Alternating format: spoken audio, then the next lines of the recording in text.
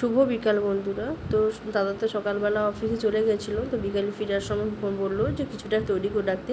তো সেই দিন বাজার থেকে বাঁধাকপি নিয়ে আসা হয়েছিলো, তার জন্য সেটা এখন কেটে পকোড়া বানানো হবে।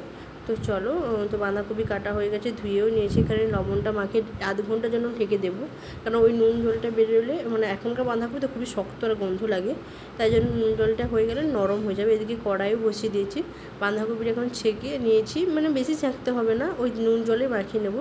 সব উপকরণ দিয়ে দিয়েছি, এখানে লঙ্কা গুঁড়ো, পেঁয়াজ কুচানো হয়ে যাচ্ছে।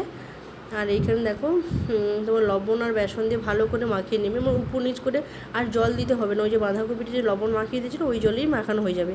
এই দিকে দেখো মাখাতে থাকুক, আর এইদিকে আমি কড়াইতে তেল দিয়ে দিচ্ছি, গরমও হয়ে গেছে। একে একে পকোড়া আকারে সব কিছু ছেড়ে দিয়েছে, কেউ ছোটো খাবে কেউ বড়ো খাবে, যে যার ব্যাপার। তো চলো, এদিকেও হতে থাকুক। দেখো এদিকে একদিকে হচ্ছে, একদিকে তুলছি।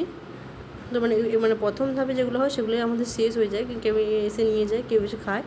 তো দেখো এখানে হতে থাকুক। আর সেই দিন যে একটা পপকর্ন নিয়ে এসেছিলাম মোকা, ওটাকে সিদ্ধ করে সবাই খাবে বলছে, তো এখন সিদ্ধ করা হবে। আর একদিকে একটুখানি তেল ছিল, বেঁচে গিয়েছিলো, তার জন্য কিছু পাঁপড় আর শসা ভেজে নিচ্ছি।